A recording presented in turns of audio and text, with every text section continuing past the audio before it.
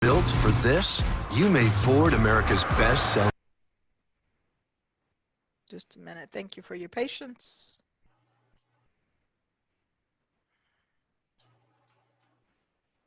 Okay, here we go. Uncover the mystery behind an asteroid that may contain a priceless treasure trove of minerals. The space agency is planning to send an unmanned spacecraft to the chunk of metal in our solar system known as 16 Psyche. Some scientists estimate its minerals could be worth $10,000 quadrillion. That's a one with what is that number, Nora? 19 zeros behind it. Count them all. Carter Evans visited NASA's Jet Propulsion Laboratory in Pasadena, California to learn what's behind its out-of-this-world value. When the film Armageddon debuted almost 20 years ago, the idea of getting up close to an asteroid seemed like science fiction. There's some stuff in here I ain't never seen. Not anymore. We've been to all the different planets, we've been to other asteroids, but we've never visited a body that has been made of entirely metal. Now NASA, led by researchers at Arizona State University, plans to send an unmanned spacecraft to orbit 16 Psyche, an asteroid roughly the size of Massachusetts, made of iron and other precious metals. Oops. Wait a minute.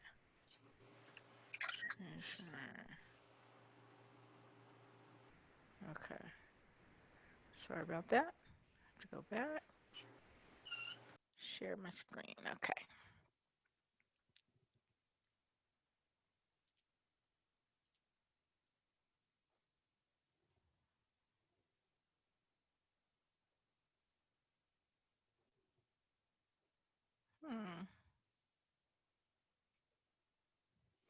For some reason, I can't share my screen again. Let's see, share. Ron, did you change the setting? Oh no, it was me. I'm sorry. When I stopped that video, I was just too excited. That's all. Have to calm down. Okay, breathe. Now we're back. All right. Okay, here we go. Sorry. Please forgive me. Okay. So that's what she says. However, there are others. For example, let's take a quick look at this commercial.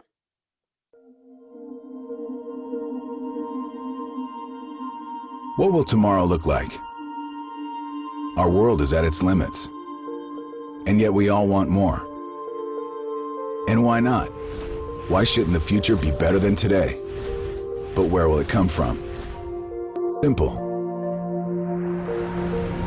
Our tiny planet sits in a vast sea of resources, including millions of asteroids, bathed in the sun's free energy 24 hours a day. The same rocks that could fall from our skies also contain everything we could ever need, both out there and down here. It's time someone seized the opportunity. Deep Space Industries. Deep Space is a new kind of company with a new kind of plan. We don't build rockets. We don't do astronomy. We are explorers and harvesters, makers and suppliers. As they say, timing is everything. And for space, right now is the time. In fact, some of the planet's most successful people are placing their bets on this new frontier. Meanwhile, NASA and others are planning new missions to the Moon and Mars, with new space facilities in free space joining the billions of dollars worth of communication satellites already in orbit. And as they reach beyond Earth's orbit, Deep Space Industries will be there with the fuel, air, and materials they will need to succeed and grow. DSI has assembled an international team of well-known experts and young innovators who are building on our space legacy and creating new technologies and approaches to open the frontier. We will develop and prove ourselves in 3 areas: exploring and prospecting for asteroids, harvesting and returning asteroid materials, and processing those materials for use in space and on Earth. All right, let's take a look at one more commercial. I do just have to point out, as a friend of the folks at Deep Space Industries and have worked with them for a long time, they did go bankrupt. Yeah, I realize that. However, It's a great commercial, and I agree with the vision. I just want to point out you can go broke being too early as well as being too late. yes, and I agree with that. I mean, as is the story of my life. Let's take a look.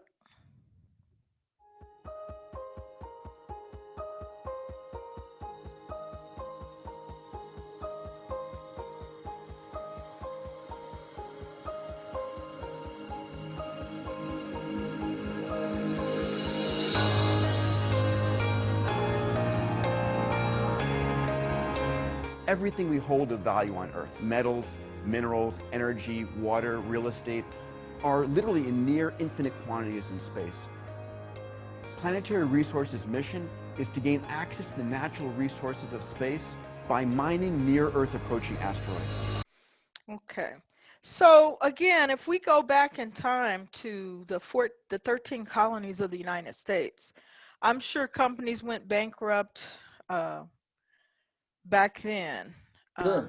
However, gradually, once that vision is out there, it tends to start a momentum of what I'm calling colonization or development. And so humanity, key movers and shakers, people who know how to get the money together and know how to dream and know how to get NASA contracts and know how to hire engineers to carry out the vision, are focusing on these things. For example, SpaceX and Elon Musk would be a good example. Now, historically, international space law has helped commercial space industry growth. Although it tends to be seen as the enemy, it has actually helped facilitate growth. I'll give you an example. When the Commercial Space Launch Amendments Act was finally passed in 2004, the International Institute of Space Law Board of Directors issued a statement in 2004, July of 2004, and it actually supported, it clarified that certain activities are okay. Certain industries, private companies do have the freedom to use and explore space. And Dennis Tito, who had struggled for quite some time, as well as various people who testified before Congress and the Senate, approximately 96 witnesses testified for President Bush's Moon, Mars, and Beyond policy, that private citizens needed a U.S. law or else they'd go to the Russians. And Dennis Tito, for example, I don't know, do you all remember this? It was a long time ago now, but seems like just yesterday to me. Dennis Tito. I was one of the folks who testified at that commission, so I remember it very well. Oh, yes. Okay. All right. Okay. So I want to show you this board of directors statement. So in 2002, actually, Ron, you got one thing wrong, and I didn't want to bring it up, but in 2000, I wasn't elected into the International Institute of Space Law until 2004. But in 2002, that's when I made my first entrance into the room. It was during the World Space Congress, which took place in Houston. And I made my way down there, and I was in a room full of space lawyers, and they were arguing about this issue of private property rights. And boy, I mean, they were half dead until the issue of private property rights came up, and the room just turned alive, right? And so I witnessed that with my own eyes. And I thought, my God, this is going to be the topic for my dissertation. And so I made a statement, and it's online. I could find it somewhere, but I don't want to bore anybody with it. But I explained that this is the pivotal issue of our times that needs to be clarified by these organizations who are given the authority to make determinations on space law. The issue of whether or not, at that time, this was an issue, could private citizens get an FAA license and create private spaceships? Now it seems like, oh, sure they can, but that wasn't always the case. So I witnessed this being a hot issue at one time. Jim Benson, I don't know if any of you remember Jim Benson, but he was accused of being a space cowboy and, oh, you want to do space tourism? And okay, so let's take a look. I wrote a paper and presented it to the international. Question. Okay. Yes. Question is Mhm. that what's referred to as the caveat clause on private activity? I was hoping nobody asked me about that. Oh my God. I even Never deleted mind. it. Yeah, I even deleted that from the presentation last night. Okay. But I'm not going to cheat or back down or wither away. Here's the caveat clause. First of all, this is the first in a series of official statements, published board of directors statements for the International Institute of Space Law to tell the world what their official position is. And if you look at all four of these statements, 2004, 2009, 2015, and 2017, you will see they try very hard to comply with what U.S. companies are attempting to do. For example, in 2003, I presented my very first paper before the International Institute of Space Law, and I spoke to this issue, and shortly thereafter, they did sit down and they created a clarification of what private companies could do and couldn't do.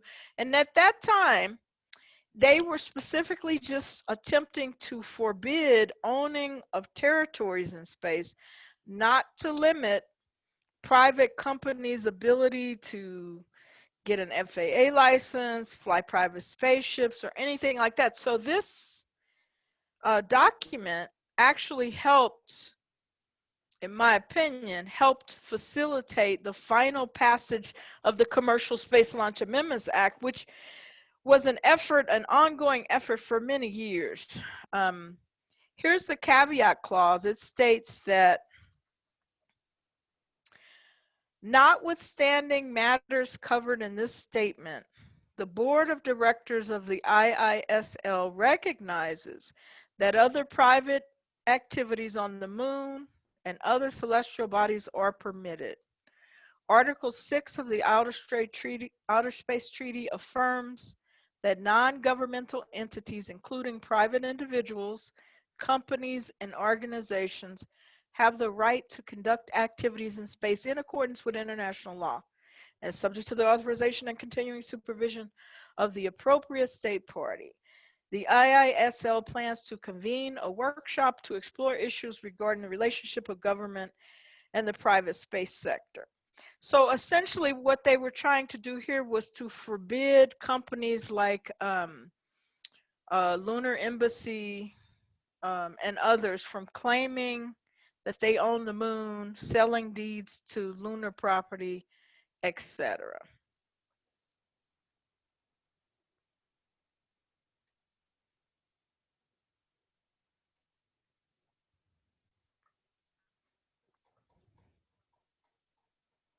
So that's one example. A second example is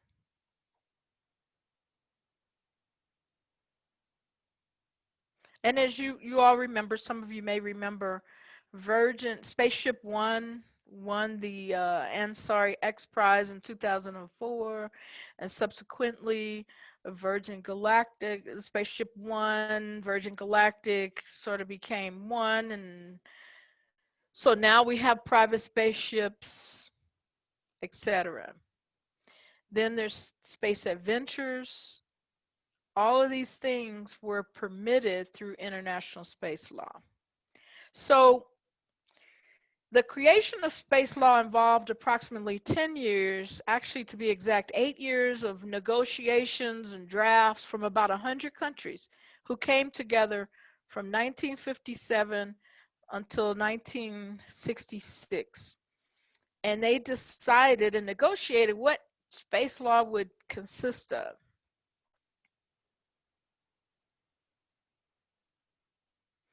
I want to show you a clip when my very first interaction with the space community. So oftentimes people say, well, how did you get involved in space law? So I want to talk about that.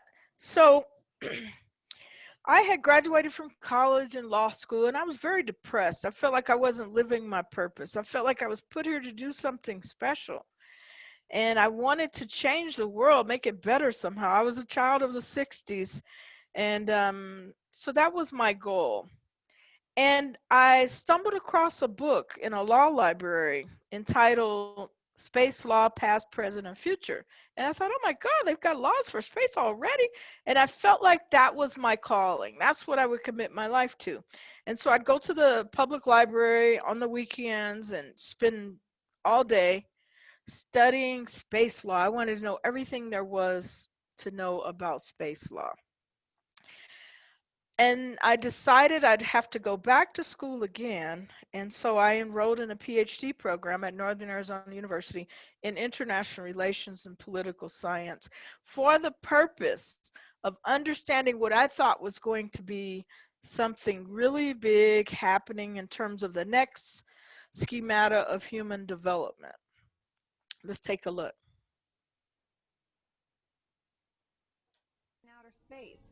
Her studies have the attention of the international space community, and in June she'll travel to France to speak to scientists and space explorers. Jo Dana has her story. George Lucas's vision of future colonies in space features wars, fighting, and government corruption. I can't sit through Star Wars.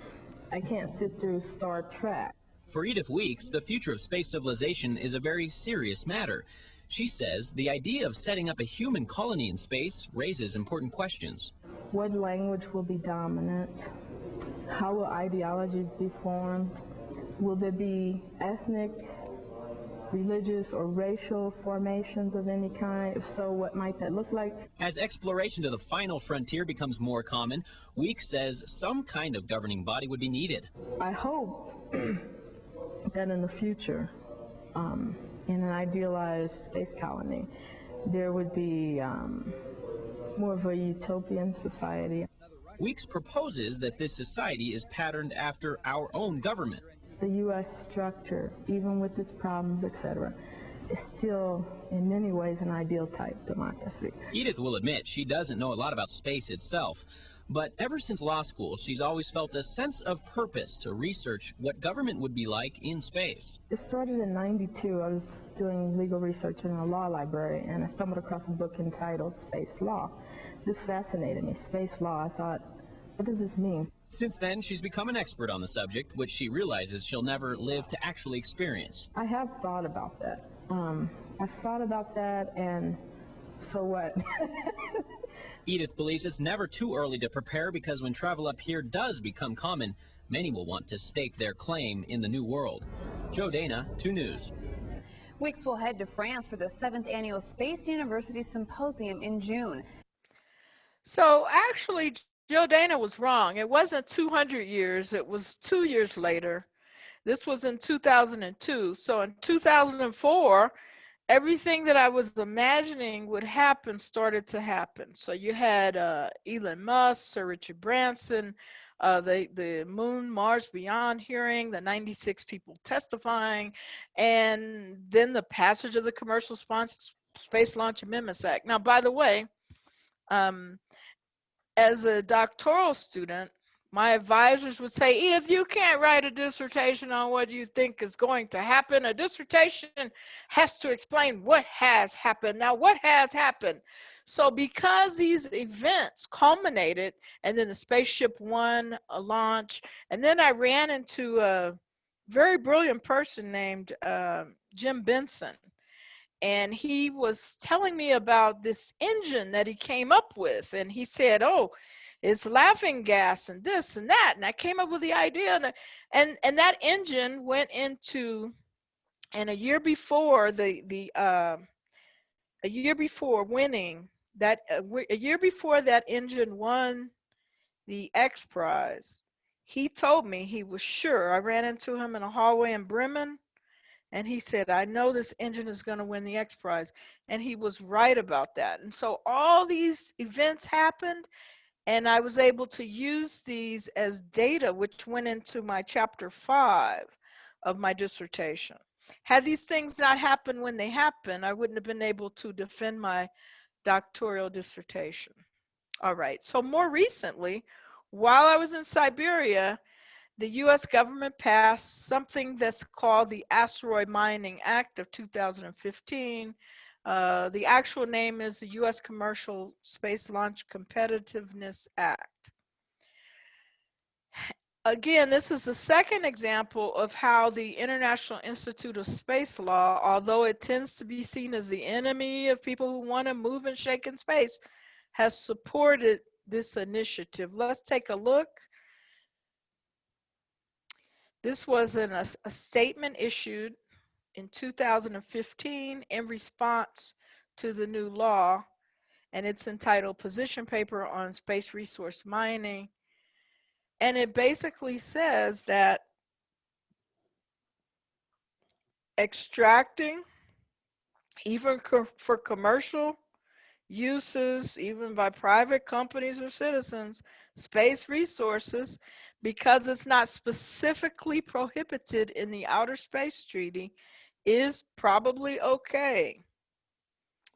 And then it further states that since the US isn't a signatory to the Moon Agreement, the US is not bound by the restriction placed in the Moon Agreement, which states that before any commercial mining can happen, an international regime needs to be formed to make a determination as to how these resources, the sharing provision, how they will benefit all humanity. So the International Institute on Space Law in this 2015 statement, position paper, specifically state the United States is not a signatory to that agreement, and therefore they're not bound by it. I have a request. I'm interested in getting a copy of that. Could I see the title? Yes. And by the way, if Ron follows through and shares this link with you guys will have all these goodies right before Halloween at your fingertips where you can click on, and I'm going to also show you where the treaties are embedded in this presentation. Oh, cool. Okay. All right, thanks. All right. And so there are 4 of these. I just showed you 2 because they correspond time-wise with 2 US laws. But I don't want to bore anybody. So. Not bored yet. Oh, okay. Well, good. I better hurry up. Okay. So, all right. Did anyone know Dennis Tito, by the way? No. Know of him. Okay. All right. All right. So now you may be wondering, well, wait a minute. It seems like you're suggesting that there's a debate over private property rights in space. I don't see any debate. Seems like everything's cool. Everything's copacetic. Aha.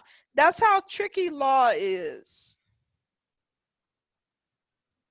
So I'm seeing and perceiving an invisible rift between the international space law authorities and the movers and shakers who want to make things happen, usually through US law initially.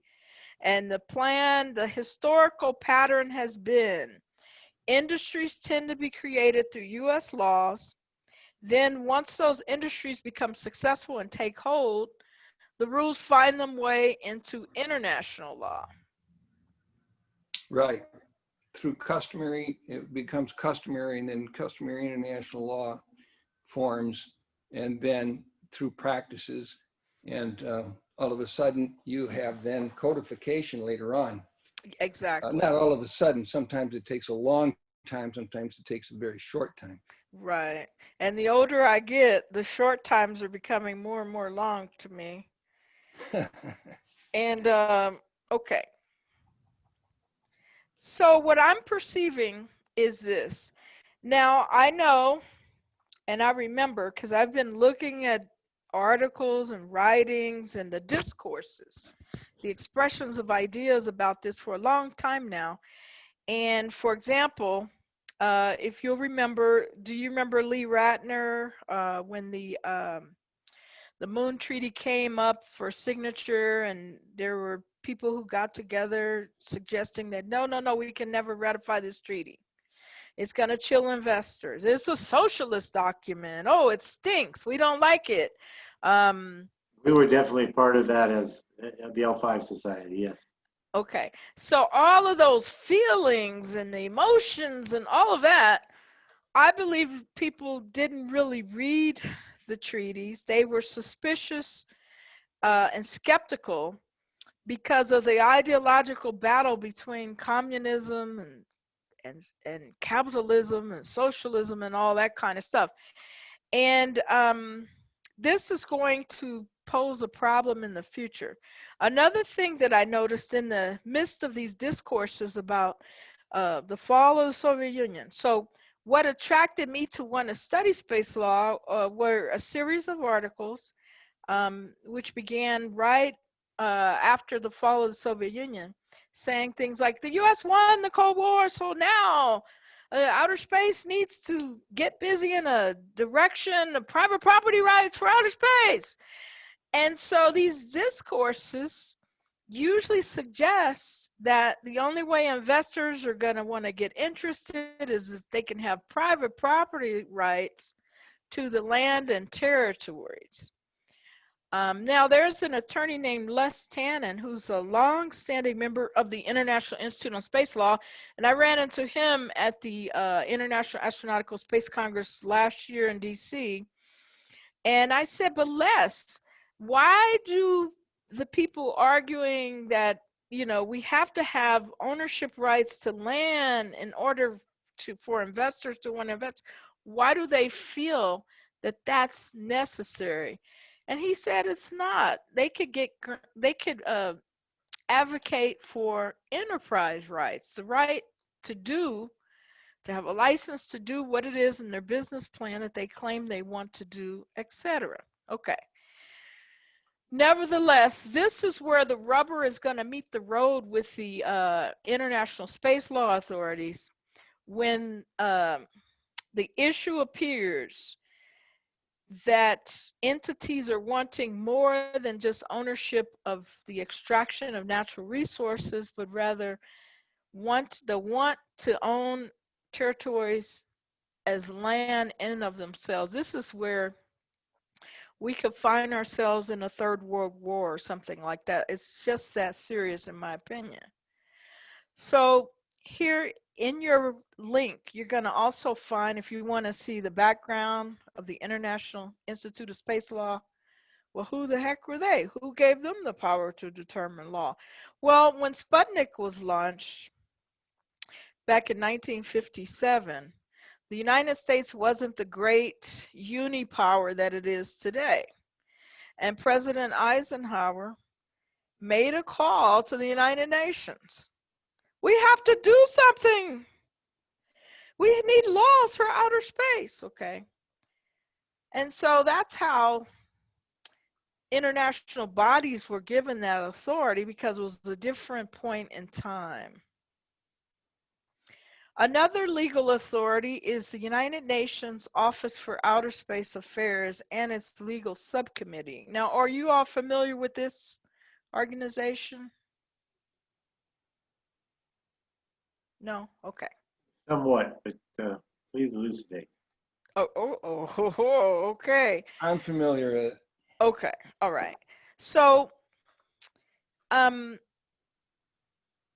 this committee, and all the space treaties are under here. I'm going to show you that in just a minute. They were granted the power and authority. So in 1957, when the USSR launched Sputnik, it was a satellite going around the world every 90 minutes. And people would go outside. I've seen old newspapers which suggested that people would go outside and look at this beeping thing, and people thought it was going to be the end of the world or a spy satellite or whatever. And so nations of the world came together. So at that time you had two superpowers. You had the US and the USSR.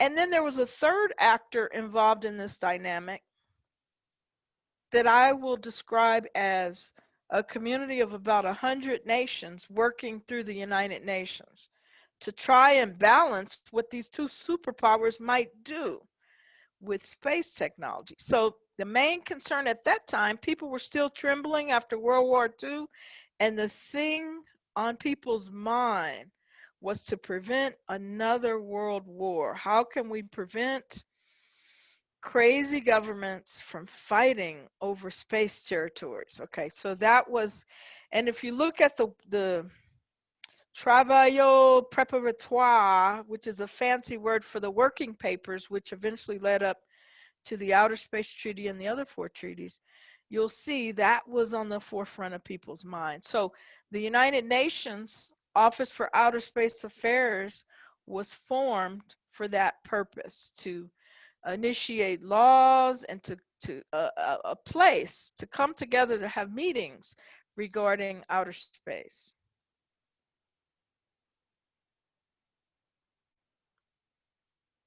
So there were 5 treaties.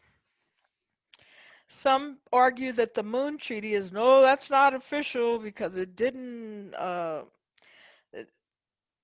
it was only ratified by a handful of nations. So to compare the two, the Outer Space Treaty was signed by 98 countries when it opened for signature in 1967. And that's a big deal. Okay, talk about custom, talk about widespread acceptance of legal principles, etc. The Moon Treaty, on the other hand, it only received 5 signatures, and it took 5 years to get those 5 signatures. So many argue that it's not good law. Most nations don't agree with it. However, people don't understand that by its own terms, the nations agreed that this treaty will become an active part of space law if it can get 5 signatures. And in 1984, it did get those 5 signatures. The Outer Space Treaty, on the other hand, it required the signature of the United States, the USSR, and Great Britain. And it did get those 5 nations to sign, and therefore the Outer Space Treaty became an effective treaty. All right. So I'm going to flash through legal opinions on the international reaction to the Asteroid Mining Act of 2015.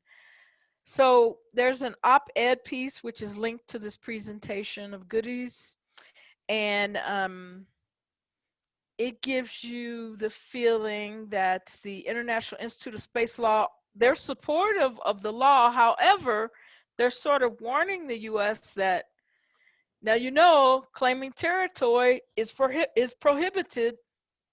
Okay, over and over again we see this.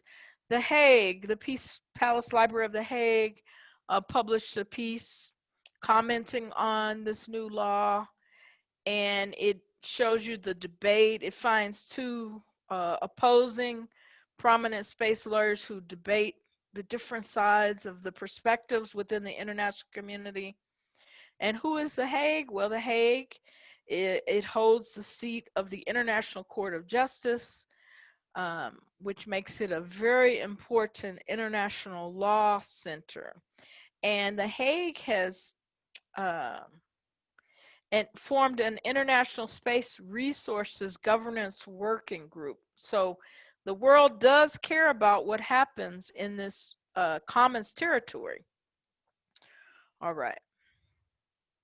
So also attached to the presentation is this article in Space News commenting on this author, Deborah Werner, suggests that there's a rift in the legal community. But when you read through this, you're not going to see any rift. You're going to say, wait a minute, it seems like they're saying that they support space mining for private individuals is okay, commercialization is okay. So where is the rift? Well, the rift is in, there's a silent concern, no one is saying this, but what if a key entrepreneur becomes a quadrillionaire. You saw the commercial assessing the potential value of some of these asteroids as being quadrillions. People get a lot of power when they come into billions or quadrillions of dollars. So the real concern, it's unspoken, is should these individuals with a lot of power start exercising or claiming right to territory? All right, so some say, oh, it's okay. The International Institute of Space Law is okay with the U.S. asteroid mining industry. So that article is there as well. But you can kind of sense the suspicion and concern brewing. So I gave a talk at the University of North Dakota as part of the colloquium series. They asked me to present on space law. I thought you guys might be interested in that. This is like ancient history now. It was 2013.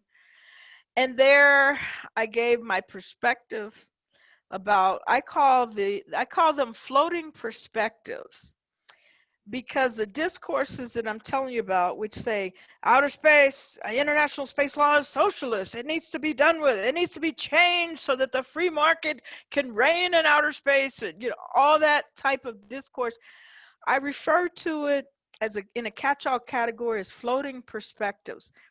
And these floating perspectives do tend to influence political activity and bills which tend to be proposed and presented and turned into law through the U.S.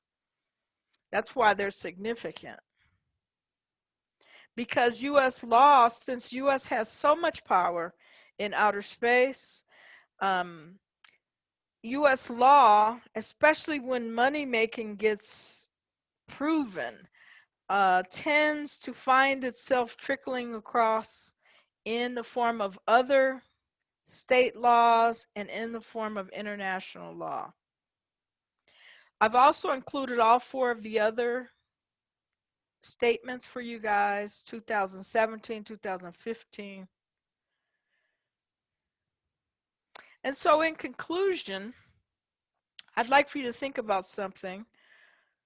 Recently, Russia claimed Venus. I don't know if anybody heard about that. Yeah.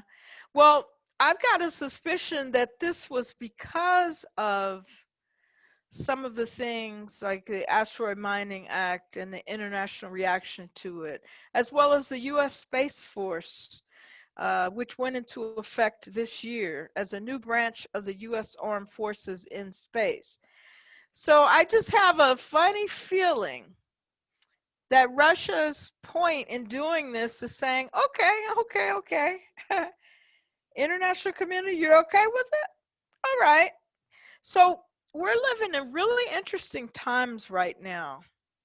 From my opinion, I'm thinking about people 1,000 years from now. What's at stake? Okay, so are we just going to keep repeating the same old patterns like in the past? Or can we solve the problems of the past? Think about all the resources in space. My God, everybody can really become wealthy or rich or a genius or whatever if you think about it. And also it protects the space community, because the one thing that advocates for new activities in space tend to be concerned about is, oh God, what if we get going and then somebody wants to pull the plug on the whole thing? So what better way to ensure that the plug doesn't get pulled once everything is going than to make sure more people get involved, more people are living their dreams and becoming wealthy and able to take care of their families through space activities. Well, we have this opportunity. We have to get past these landmines, ideological landmines left over from the Cold War. We have to start thinking in a new way. We have to start thinking like great-grandparents who can, in fact, effectuate leaving an inheritance to all humanity. And by the way, all humanity, they are heirs in common to the outer space territory according to the Outer Space Treaty of 1967. So it's like if we were all attorneys, let's pretend we're all attorneys, and we know of heirs who were entitled to inherit property, and we don't say anything and we don't do anything. You know, that's sort of the situation that we're in today. We have the power to end patterns of global inequality, poverty, war, fighting, corruption, all of that, just by thinking in a new way. So here's Sputnik. I don't know if anybody was around during the Sputnik launch. Here are the laws. They're under this button. And so the space treaties are all available now under this button, the click of a button. You could actually see the treaties with your own eyes. There are these 5 treaties. You click on the blue and they will open. The Moon Treaty is the last. The Outer Space Treaty was the first. And in addition to the 5 treaties, a lot of people aren't aware of this, but there are declarations as well. The most recent declaration was passed in 1996, and it's for the benefit. How are other countries going to benefit the interests of all states, in particular the needs of developing countries is included as an important provision in these laws.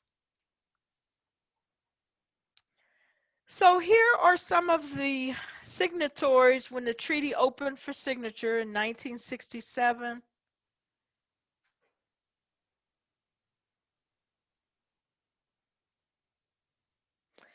It was signed in London, Washington, and Moscow.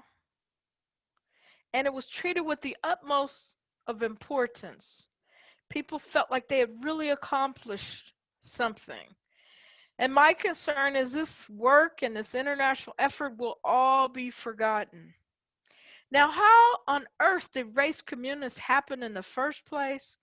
Well, it was part of this mass negotiations. You see, outer space may have ended up, rather than being open and free for all people and all nations, it may have ended up as being the sovereign territory right above the airspace of each country. But the United States didn't want that. Russia didn't want that. The satellite telecommunications industry folks did not want that. They wanted space to be free. And this is why we have the internet today, cell phones today, etc. So some people want to snatch that back, the race communist provision. They talk about it like it's something bad or dirty. But it is a part of the bargain for exchange in the process of opening up space. So we have to respect that provision. The province of mankind is different from the common heritage of mankind. Now, a lot of people don't understand this, but I investigated this. Remember when I said I went and met with the head of the legal subcommittee, Professor Vladimir Kopal? Well, he told me, he said, what does the province of mankind mean? We don't know what it means. We created the term, those negotiating to create the Outer Space Treaty, so that the U.S. would sign and the USSR would sign, and we did our job. They would not have signed had that Outer Space Treaty contained the common heritage of mankind principle. All right. So the province of mankind principle was just a legal invention to sort of embody that, okay, we agreed in the preamble that space would be race communist, free, and belong to all mankind. And so that's the difference between those two terms. And then he looked at me and said, that's for your generation to decide. We did our job. We created the treaty. Now, as activities start, another thing he told me that I found was interesting. He said, oftentimes people say, oh, it was the 60s and they couldn't envision all the commercialization that were happening. He said, no, we could see that coming. We understood the commercial potential for satellites. He said, but this is your generation. You all get to help and build space law as the activities advance further. So there's a booklet of space treaties that now exists. That's also provided in this goodie link that Ron will be sharing with you there. And I think I will end there. All right, questions I have a couple of comments. You know, I think you talked about race communists that everybody agreed to, and I think you can't ignore the practice. Between 1957 and 1967, there were 83 space flights over territories, and no one objected. It was the Soviet Union and the United States. And I think this illustrates the practice, how important practices are. Now, sometimes practices can be good practices or best practices, sometimes they can be bad ones. And for instance, we have over 8,000 tons of orbital debris. That's from a bad practice. But I think that, so the goal, I think this cooperation goal is very important. But I think waiting around for a treaty is probably is too late for that. The horses are out of the barn. But that's another subject. I would like to also say something about the difference between heritage of mankind and province of mankind. The province of mankind, really, if you look up what province means, we're talking about a destination. It's a place. So there's a vast difference between saying heritage and province. Heritage has to do with things you get, you inherit, or you have a right to. And so I think that the distinction between those two is I didn't really appreciate it until I really thought about it and looked up the root words involved, and then it really hit me. So those are just a couple of comments.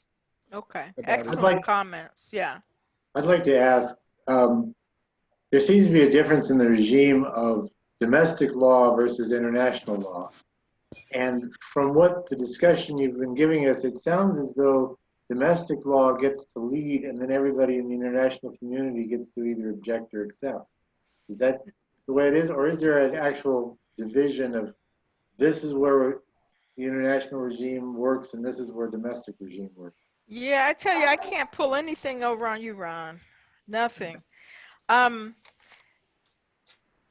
It should not be that way. And it's not every country that has the power through its domestic law to turn around and influence international law or international behavior. The U.S. is in a special position of power and influence when it comes to outer space matters. And the reason for that is NASA. Well, first of all, when the USSR launched Sputnik in 1957, they jumped the gun. The international community, as part of the International Scientific Year that was the IGY that was coming up in 1958, the international community together were going to launch a satellite and show humanity what the world can do together. And so when the USSR jumped the gun and launched their own satellite, Sputnik, the United States really seemed like a key player in with the rest of the world, and the Soviets seemed like the enemy to the world. And then in addition to that, President Kennedy and NASA shared much of its technology with the world, and there's still people who show up at the international space conferences who cheer that. They love that. They admire that. So NASA is admired in a tier all by itself when we're talking about the international community and perspectives about space agencies. So top down, NASA is seen as the leader.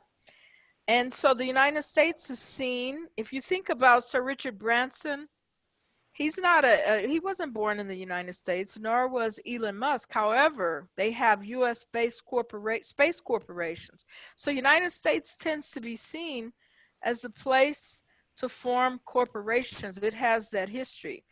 So Therefore, and then the history of commercialization through U.S. laws in chapter 4 of my dissertation, I had to explain all of that. So the Comstat Act, starting in 1962, sold shares to the people throughout the world, and then it turned into Intelsat, et cetera, et cetera, et cetera. So the United States has a history of innovation and successful space-related industry. So therefore, that's where that power of U.S. law comes. When I decided to investigate space law, and I had a paper accepted at the International Space University, went to Strasbourg, France in 2002.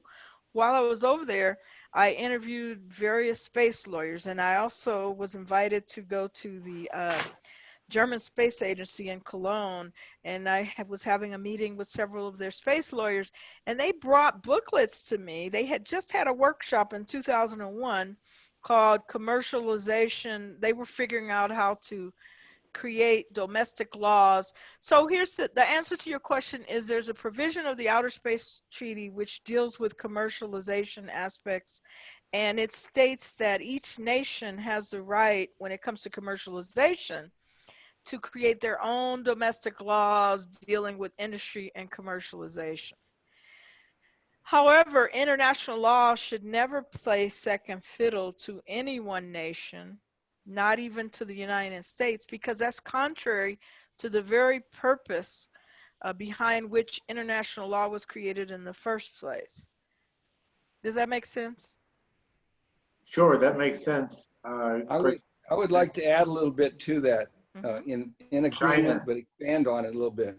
Okay. China is now getting involved in leadership roles as well, so that the position of the United States is also changing. Go ahead. Yes. Yeah, I think what in agreement with Dr. Edythe, I think the Artemis Accords and how it has come out and how the latest revision of it indicates what she is saying about how national law can actually eventually become, through practices, can actually become international law. And especially a country like the United States has I would say a privileged position in this regard. But understand, and you'll notice that the latest version of the Artemis Accords, which is basically 10 principles plus 3 provisions, has now, there are 8 participants. And even though it's done even though the process with NASA is bilaterally, it ends up becoming a multilateral effort. And if it continues on, if these guidelines are indeed followed, and by the way, guidelines are another type of practice. Guidelines, norms, all this soft law, besides legislation, are all different in declarations. These are all practices that eventually, if followed by enough people, and not without a lot of criticism, they actually can slowly evolve into, or even quickly evolve. And I can give you an example of one that within 5 years evolved into international law.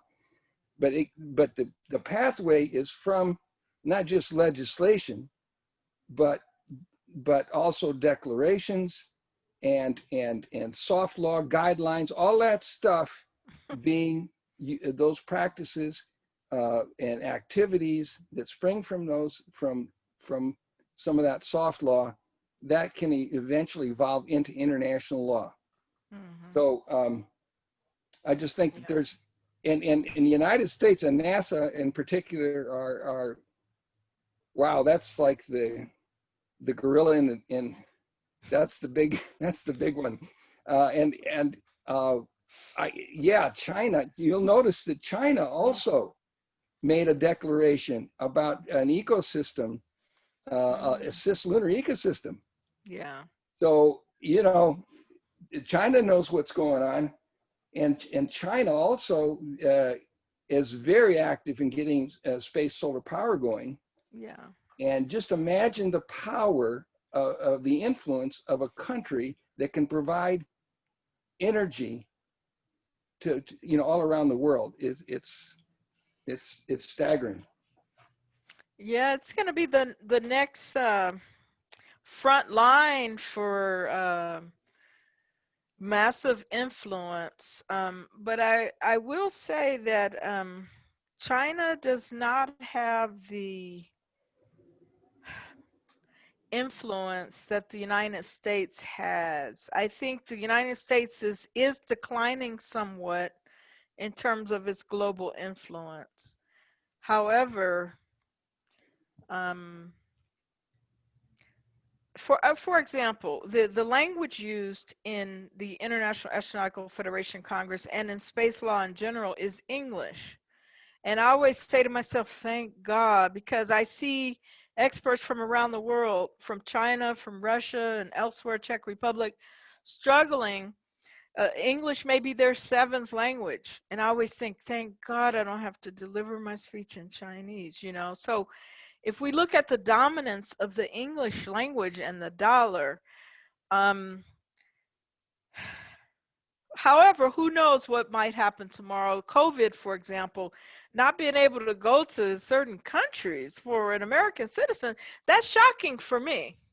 When I was 23 years old, I accidentally went around the world my first time. And I remember people saying, where are you from? Oh, the United States. Oh, of course you're from the United States. Only Americans can just go around the world. Okay. One woman specifically, she said, don't you know that the rest of us, we can't leave our country, and if we can't get into other countries. Okay, so for me as an American, not to be able to enter other countries is shocking, and I'm wondering if it's just like a tip of the iceberg of witnessing a decrease in U.S. power, but that's yet to be seen. But yeah, Russia also, let's not forget, they were powerful as well because of all the space first. And I think the recent claim of ownership of Venus, whatever that actually means, however it actually happened, is reminding the world of their missions to Venus, you know, decades ago. And so, Yes, I agree. I'm going to have to jump in here. We've been discussing this for 1 hour and 20 minutes now, and I want to thank. We're starting to lose participants. So. Okay. All right. I want to thank Edythe and for delightful and informative presentation. All right. Well, I will do my best to get this recording available online, and I will be sending out the link that Dr. Weeks has provided to me in the next few hours. All righty. It was nice meeting all of you. Now I'm going to stop the recording, but we can continue discussing this. All right. As long as anybody wants to stay online. So yeah, I did want to stay online with Dr. Weeks for